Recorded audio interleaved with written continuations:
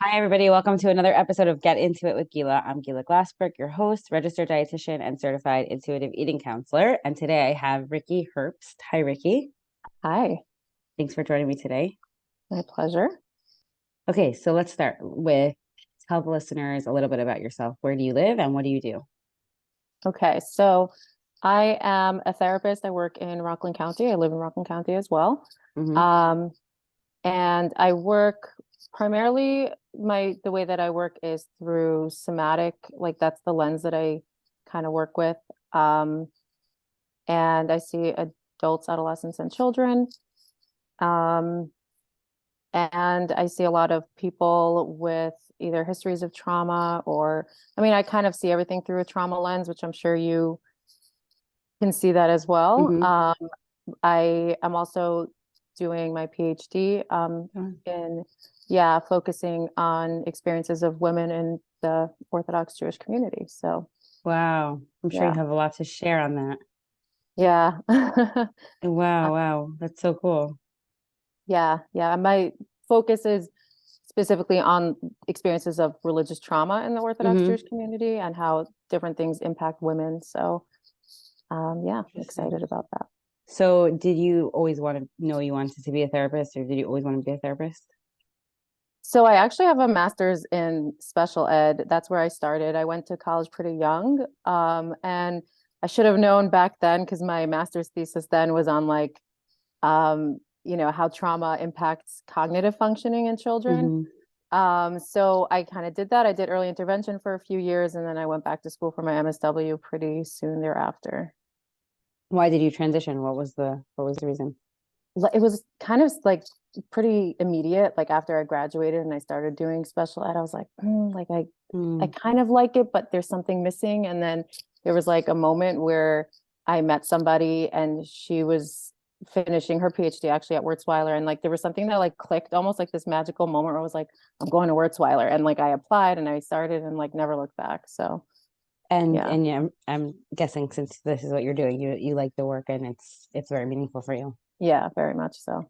So do you do a lot of work with people on specifically like body image, diet culture? I mean, if you do trauma, I'm assuming it comes up. So, Yeah, it definitely comes up. It's not something that I am trained in specifically, and it's not something that, with eating disorders, like I always refer out that hmm requires much more specialized treatment. But I always notice things around like the family culture around food and how that impacts clients. I feel like I mean, you probably do too, like just stories of things that are just like, I want to like bang my head against the wall. yeah.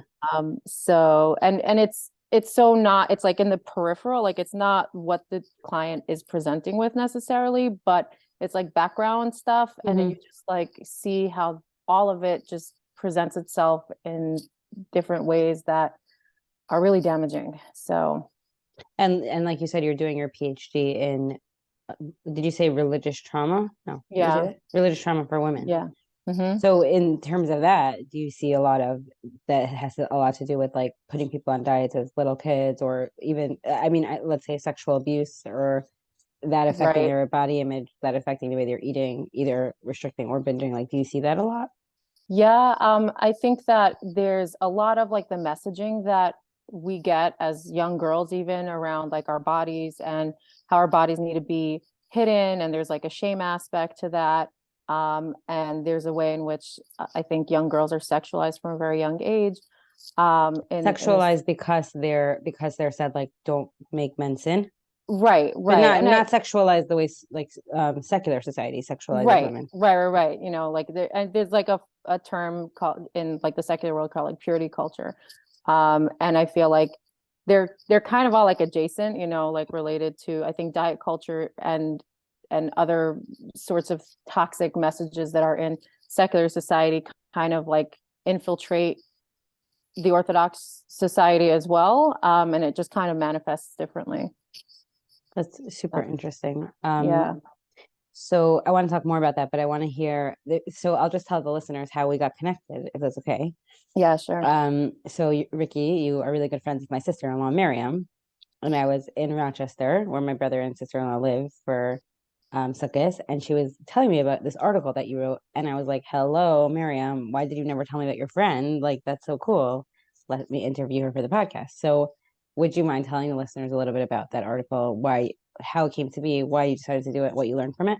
Yeah, sure. It's so funny because like I wrote that one article so many years ago, and every so often it kind of like comes back around.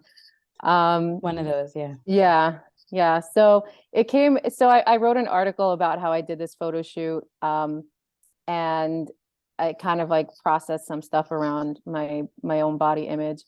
And the way it all started was that I was talking to friends, and this was like in, my early mid 20s, where I don't know if it was just the age group or just, where we were all at, but I felt like there was so much like messaging and talk about like body and diets and food and what's good and what's not good, and just so much of that. And it kind of like bothered me so much. And I was surrounded by, other young women who were so beautiful and like, and so much more than their bodies that they were trying so hard to manage and control. And so I had this idea, and everyone was like, the group of friends that I was referring to, they're all so like talented, and they have so much, spark and brilliance about them. And it was so hard to watch everyone just kind of tear themselves down relating to their bodies. So I had this idea that we were all going to do this like photo shoot where, they were going to um, be photographed doing something that they love in their full, I don't know what words I can use, but their full, nude bodies. And basically, of course, I was the only one who actually did it because that's just me. Oh, Like so you brought it up to your friend group and they were into yeah. it? So like they were like as an idea, and we're all kind of like free spirited and radical in Mhm. that way. So I Okay. have one friend, she's an amazing artist. So like I was like, okay, so you're gonna do like art, and different friends were gonna do different things. And in the end, like I was the only one that like pursued it just because I was really passionate about it as an idea. Can I And interrupt you for 1 second? sure. This you said was in your mid 20s. There was none of this in your high school years. This was more pronounced in your 20s.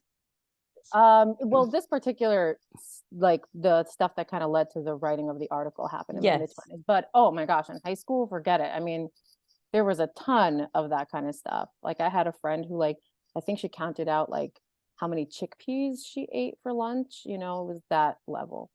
So, I've been there myself, so I understand. yeah. But Yeah. it bothered you more in your 20s because you felt like you like why? Because you felt like you like saw your friends for more than a body more as like in your 20s. What do you think? Like a maturity Um, thing? Maybe it was a maturity thing. I think that there was some like way in which I kind of had reckoned with it a little bit, where I was kind of like, I mean, I never, even in high school when people would be on like diets, I'd kind of like roll my eyes and be like, oh, this again. Mm-hmm. Uh, but I also grew up with a lot of the diet culture messages, so I definitely struggled with my own body image issues. And then I think there was maybe some point in my like early 20s where I was just like, you know what, like I'm over it, you know? It wasn't you didn't learn about intuitive eating or health at every size. You just kind of like came to it on No. your own. Yeah, which is kind of cool because there's actually one thing that I have this like thing with one of my friends, um, where I started this campaign that I wasn't allowing like any diet talk in my house. And I made like a really big announcement that nobody should compliment people on their body size. And my thought about that, which is like now it's like kind of a pretty big message out there, is that Mm-hmm. if someone sees me and they're like, "Oh my gosh, you look so good. Did you lose weight?" I'm like, ouch. Right. Like that Yeah. doesn't feel like the compliment you think it is. um Interesting. Yes, I agree with that 100%. yeah, so so You when mean you come, you're yeah, saying that now because like it's so obvious, like meaning like you changed that culture in your head so much that if somebody would say that to you, it would be like it would obviously like almost hurt because it's so not. yeah, Yeah, yeah. yeah, yeah. And so I feel like nowadays, like like in the last few years, I've seen so much of that content out there, like on Instagram. Like that's Mm-hmm. something that's just so, it's like a message that's already so out there. And I already had these sorts of ideas like 5 6 years ago, to the point where Mm-hmm. I have a sign hanging outside of my house, like when you enter my house, like a whole like welcome, and like a thing about not complimenting or commenting on body size. And I even have like a suggestion box. If you want to compliment somebody, take a suggestion from the box. So um, cute. Yeah. So, I That's mean, so it's cute. not often used. I think people like by now kind of already know, but like, yeah, there's really, and it's kind of cool because I really kind of created this culture where when I have guests over, when people come over, we don't talk about that stuff. Meaning everyone in your immediate circle knows that that's your boundary. Yeah. This is really good advice for any listeners of mine or clients of mine, but you got to have confidence to actually do that. So I guess you have like a bunch of your own inner confidence to actually follow through with that. I guess so. Yeah. Or like, intolerance. Maybe No, that's part of it. intolerance is an important part of this. Like I Yeah. think that I always say this that it's so funny. I quote this Instagram post that I don't even know who said it, but it's true. Like people who get upset about your boundaries are people who benefit from your lack of boundaries. Mm, So that helps me a lot when I create boundaries. Like, why am I so afraid of these other people? Like, if they really loved and respected me, I'm like, I respect. I think I try to when people in my life like put up a boundary, like think like I my best in my best hours. I would like to think that I would say like, thank you for telling me. I didn't realize that that's something you're working on, you're triggering. At least I would like to hope that I would do that. yeah. So I would like to hope also that the people in my life who really do love and respect me would be maybe a little hurt or a little bit shocked, but take it in a way like, oh, I didn't know that hurt you. I'll try not to do it, you know? Yeah, yeah. And this goes kind of back to what I was saying earlier. I have a friend who we've had this argument since I started this campaign like 5, 6 years ago about the complimenting body size. Cause she'll still be like, no, if I look good and you think I lost weight, please everyone compliment my weight loss. And I'm like, oh, okay. There's Yeah. nothing I said penetrated. But she knows like that's fine elsewhere, but when we're hanging out, it's not something that we talk about. Respectfully agree to disagree, let's say. Yeah, exactly. I love that. I'm all about that. We don't all have to believe the same thing, but we should try to respect each other's wishes. Right, exactly. Okay, so you decided that you were gonna do this photo shoot, undressed, doing something that Yeah. you loved. To what? What was the point? To kind of like maybe discover a different aspect of what like my body can do, or, just kind of have like a different relationship with my body. Um, and it's cool because like that has evolved so much since then.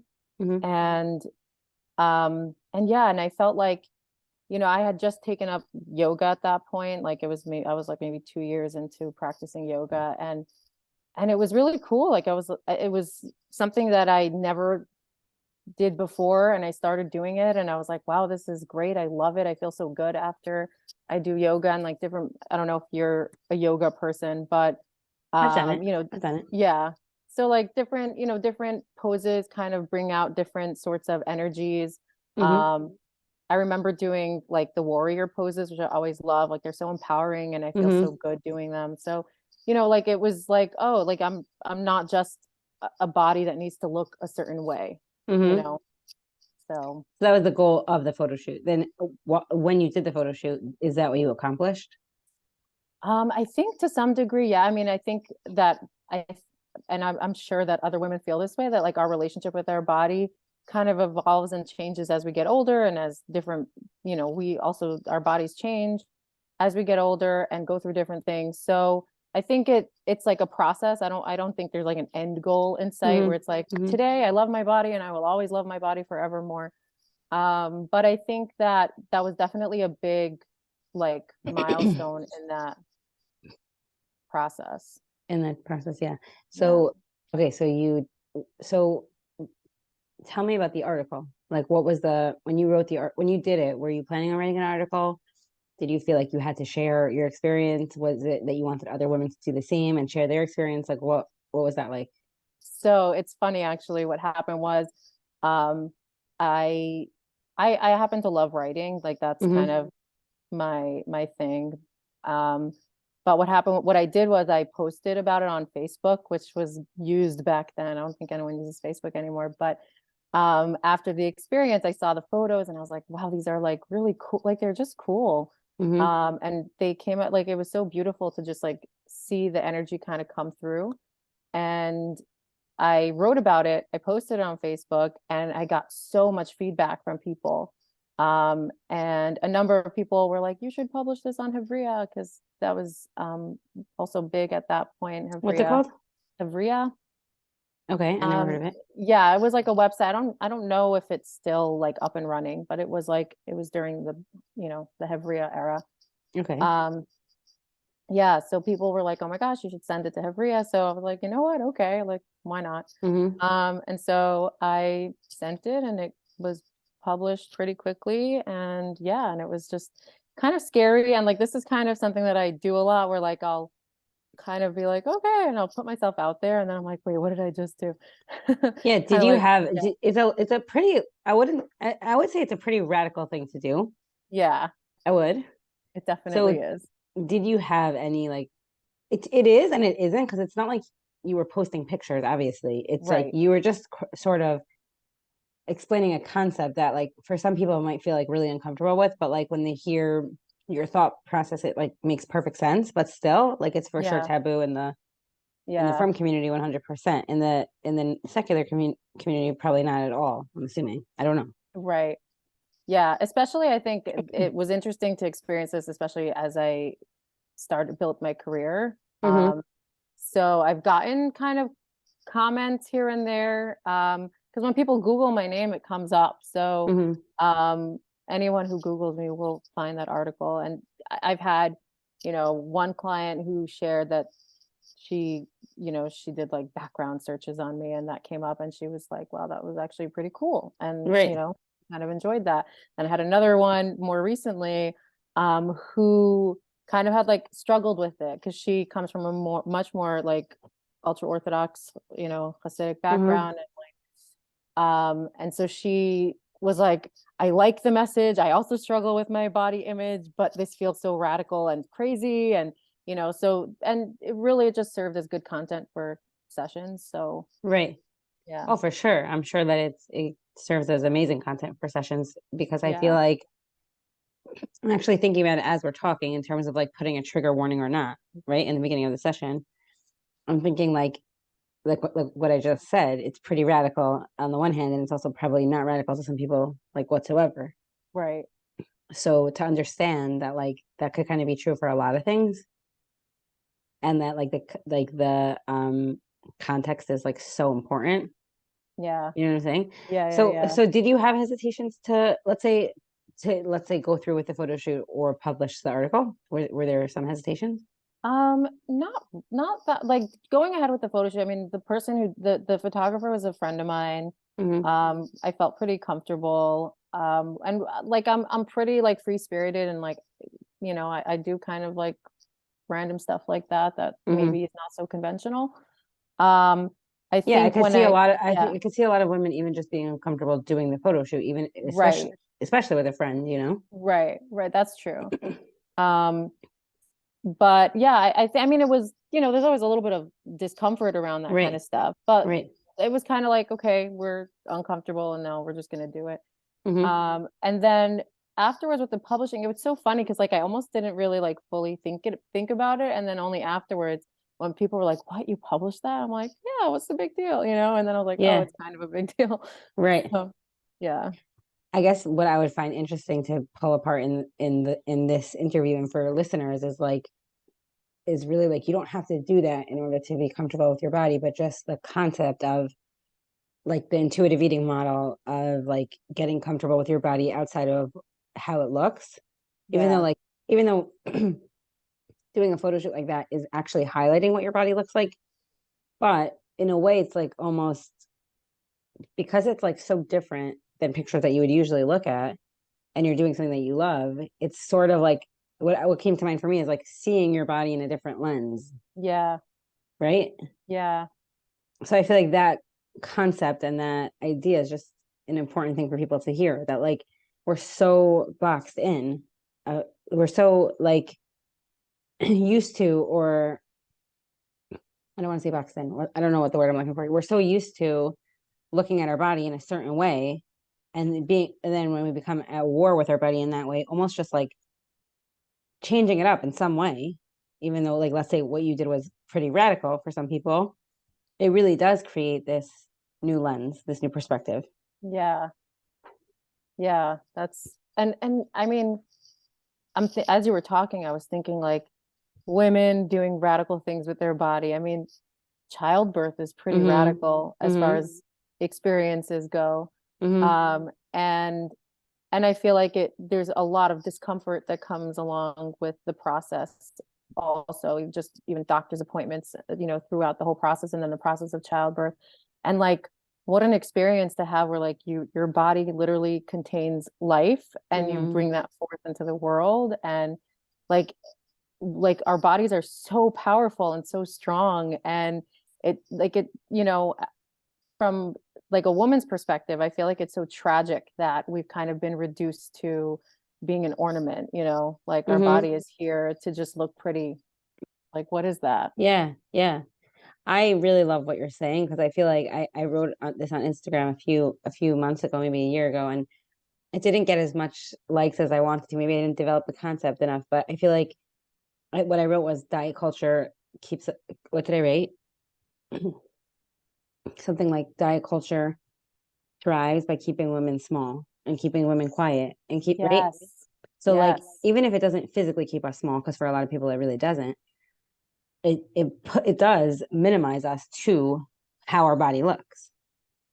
And Yeah. like what I think what really spurred this whole thing for you is that you were with these like awesome women who had this like these awesome energy and power, and all they were so they diminishing themselves so much by being so focused and so not just focused, so derogatory towards this what you kind of were saying, like this holy body, this which is Yeah. not just an ornament. So it's like that opposite extreme. Yeah. Yeah. Yeah. Yeah. Yeah.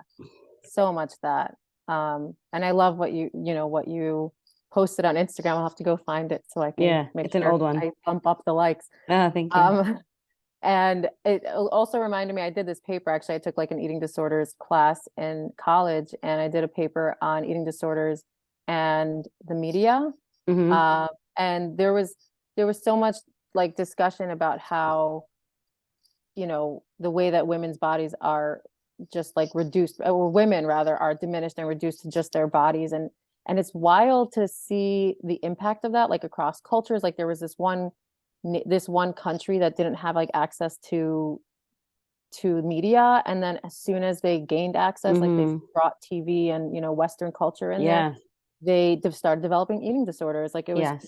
crazy. I mean, maybe you've seen that study, but I didn't, but I would love to see it. yeah, so it's really crazy to see how much. And I feel like there's a part of that that's by design, like keep Mm-hmm. women busy with how they look, and they're Mm-hmm. kind of going to stay small. So Yeah, keep women busy with how they look, and like they won't be able to accomplish, they won't be able to tap into like their fullest potential or yeah, energy, and that's yeah, really really sad. yeah. But something that like you like kind of struck me when you said about childbirth is like I'm just trying to think how I want to say this, but I've heard people say this that like when you let's say let's say for a firm girl, there's a for better or for worse, you're not super comfortable with your body. Let's just say there's potentially from stance. I don't think that's how it's meant to be, but let's just say that's Right. how it happens. So then, like, before you get married and going to the doctor and then getting married and then let's say getting pregnant and then going to the doctor and then giving birth, you like through that process, you slowly, slowly, slowly have to be comfortable with your body because, like, whether you like it or not, you're in a delivery room with other people watching you undress Yeah. and you don't really care because you're just like get this baby out of me and like I can't handle the pain, right? So it's an interesting thing that when when you do become pregnant and give birth and go through that process, you kind of do tap into like the amazing power of your body, almost like organically, like it just kind of Yeah. happens. So that's like if maybe some people don't think of it like that, because really, really, really, what diet culture has done was like what I hear so much is like I don't know if I want to get pregnant again because I don't want to gain weight, which is so Mm, sad. That's a killer. yeah. Um, I could eat this now, but I better eat it now because I'm gonna not be pregnant soon. And like again, like going back to like diminishing life and experience just because of like the size of our body, it's like it's really a tragedy. It's I don't Yeah. want to be so dramatic, but it really Yeah. is. Yeah. No, I think tragedy is a pretty accurate word because, like the way in which women diminish their experiences, right? I mean, if they're diminished and then their experiences are diminished, like and again, like when you look at like a group of women that are just so like like incredible, and like you watch that light go out when they start with the body shaming stuff, it's just like, oh, Yes. really, you know. It's interesting because part of the intuitive eating, like they talk about this in the book a lot, is that dieting is what actually like bonds a lot of women, like body shaming and dieting, and you, like you said before, like seeing a group of women like having a great time, and then all of a sudden the conversation shifts to like what you hate about your body or like what you're not allowed to eat, and that like totally changes like Yeah, everything. And I think it's important for people to realize that you could have camaraderie and love and female bonding, and it doesn't have to be in a negative way, and it doesn't have to be how we communally like hate ourselves. I just think right. that pulls us all down. Yeah, exactly. Yeah. Yeah. And another thing I was going to say is that I had a client tell me that she went on a trip. I'm just not going to say where, just in case, like to I think she gave me permission to share this story, but just in case I'm going to leave out any identifying factors. And she said that like it was so interesting that in where she went, there were women who came and did like a little like hula dance for them. And she's like, the women were skinny, the women were fat, they were barely wearing any clothes, and like it was across the board, they were all comfortable with their body, Hmm. like where there's like probably limited exposure to media. And I was like, Yeah, that's really interesting. Like, can you imagine if that would happen here? It wouldn't ever happen here. right. So those are like powerful experiences for people to actually see that like we live in a bubble of like that diet culture really just is very much about body shaming on Yeah. all fronts. Yeah. And I think that another part that's like, because once you go down this rabbit hole, like on a theoretical level, like you can start unpacking a lot of different things.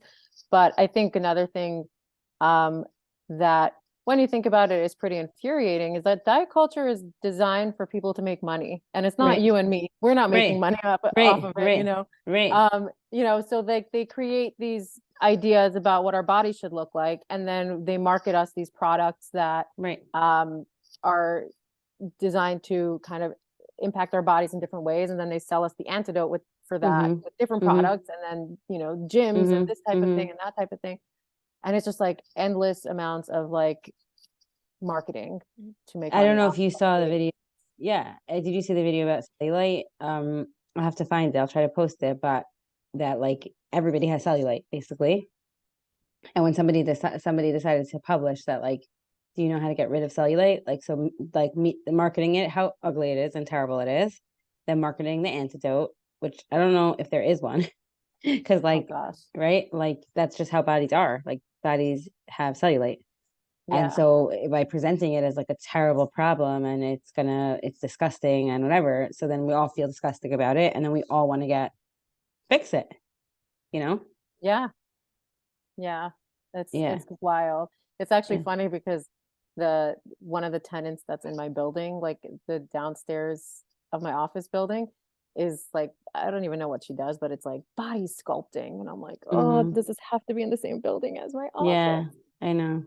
I Uh, know. I guess I was thinking like what could we do? But like I feel like there it is what it is. It's here. It like we're not I'm not one of those people that like really tries to get up and like bash like other things, although I am kind of bashing diet culture, but I'm saying like just to make our voice a little stronger, like as strong as we can, like that. Like dieting doesn't have to be the way, and like body shaming doesn't have to be the way, and like look how much harm it's causing us, and as individually, as a community, a society at large, and like there's ways around it. There really are. yeah. Yeah, definitely. And I don't know if like I know I was listening to the podcast I was listening to yesterday, and there was discussion about how diet culture looks between like the secular community and the Yeah, Orthodox yeah, community.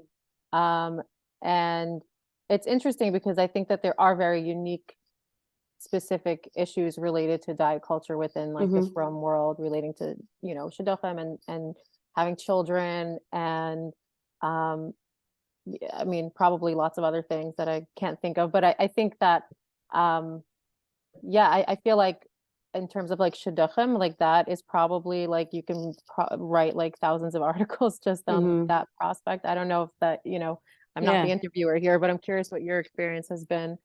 So I feel like, you know how you were saying before that like if somebody would compliment your weight loss, it would become like it would be like an obvious thing for you. Like that's not a compliment to me. Like you wouldn't even have to think about it at this point. Yeah. Like the shidduch thing with like the weight loss thing is like so it's so upsetting to me, and it's also it doesn't make any sense to me. It doesn't make any sense to me because first of all, Hashem's in charge of who gets married when.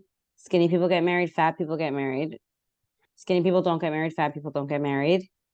Um, if you I was actually just listening to this podcast called Singled Out yesterday, which I had never heard of. Did you hear of it? No. Okay, it's from girl who um who is the host. She did get married recently, but she started it when she was dating. And she was being interviewed on David Bashevkin's podcast, 1840. Have you heard of that one? Yeah. And I was like, oh, this is so interesting. And she referenced how she interviewed Rachel Tuckman, who I love and follow, and she's been on the podcast. And so I'm really quoting Rachel here, but she was just saying that like if you think that you're gonna lose weight, 15 pounds, 30 pounds, 100 pounds to marry somebody, and that person is only marrying you because they like you at that weight, what's gonna happen when your weight changes? And it most probably will. Right. That's just like, and do you really want to marry somebody who only wants you a certain way? I mean, it doesn't sound like they really want you as you are. So like Yeah. it just to me it really doesn't make any sense, and it's like upsetting. But again, like I don't think me personally I'm gonna like go out there and scream about the shidduch system because I'm sure there's plenty of good things about the shidduch system. I don't really know. I think that from all the podcasts and people who I've listened to and spoken to, there's good and bad in every system. It's the best that we have. And shadchanim who say things like that, like you're not going to get married if you don't make more money, or you're not going to get married if you don't lose weight. It just doesn't make any sense to me. So Yeah. I feel really bad for singles who have to go through that. I just feel like how could that make sense? It doesn't make any sense. You know what I mean? Yeah. Yeah. And I think the scary thing is that like girls are like it's the messages are given at such a young age that they Right. already like when they're 14. I mean, I have clients who are 14, 15, they just started high school and not necessarily related to their bodies, but they're already thinking about like, and then after high school when I get married, like it's such a given Right. that the messages around their body size and weight loss and everything is also just like so prevalent in young girls, which is Mm-hmm. so scary.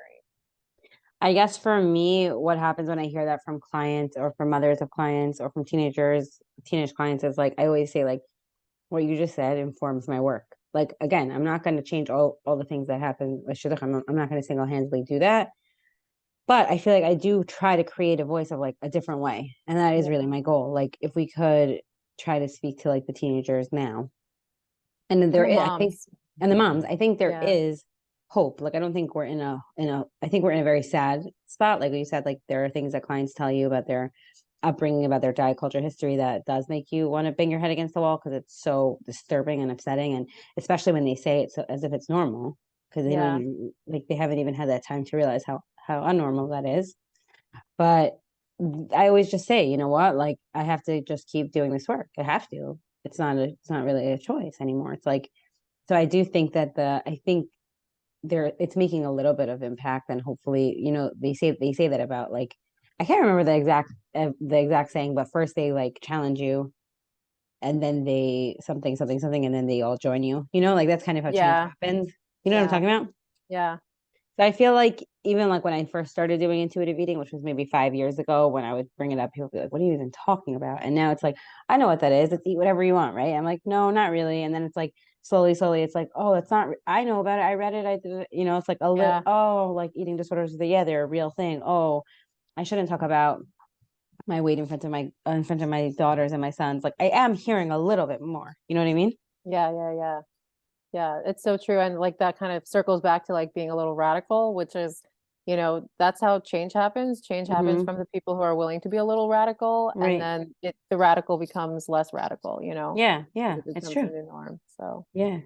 Is there anything that you would want to like leave the listeners with in terms of like your best tips and tricks on like making peace with your body or feeling better about your body? um, that's a good question. I feel like at the root of a lot of this is shame. Mm-hmm. And I think women carry a lot of shame about a lot of things. And there's a lot of messages that we've received, again, from a very young age and also intergenerationally, about, you know, being small, being quiet, taking up less space, not being enough. And I just, you know, I think that it's easy to get caught up in a lot of like the surface stuff, which is like, oh, I don't feel pretty, I don't feel, you know, I don't feel, you know, thin or beautiful or whatever. And then if you just kind of like go a little bit under the surface and look at the messages behind all of that and kind of reckon with all those messages underneath it, I feel like that's a lot of like that's a lot of the healing work that I've done personally. um and also like, you know, we don't, this stuff doesn't happen in a vacuum. Like we are all in families where these messages were given and received, generations where this has been going on, communities. You know, another one of my like interests is intergenerational trauma, especially through like Holocaust survivors. And so, you know, that's always an interesting lens to look at this stuff in. And yeah, and I feel like just overall kind of undoing and unlearning a lot of that messaging is really important to get to that place where it almost stops to matter if, you know, you look like a Vogue model, because you're more than that in any case. So yeah. That's awesome. That would be awesome if everybody felt that way. Yeah. Did you read the book Emotional Inheritance by Galit Atlas? Yes. Did you love it? Yes, I did love it. Yeah, I love that book because talking about like intergenerational trauma, I felt like she did a really good job explaining that, like really good job. Yes, highly recommend that. Yeah. Okay, so where could listeners find you or read anything that you've written, or are you on Instagram? Are you on Facebook? Where can we find you? Sure, I am on Instagram. I have an account, rikkiherbst.lcsw. And I have a Psychology Today page, also Rikki Herbst. That's pretty much it, I guess. Okay, great. I'll put that in the show notes so people can find you. Okay, thank you. Okay, thanks so much for coming on. Sure, my pleasure. Thanks for having me. Okay, sure. Have a great day.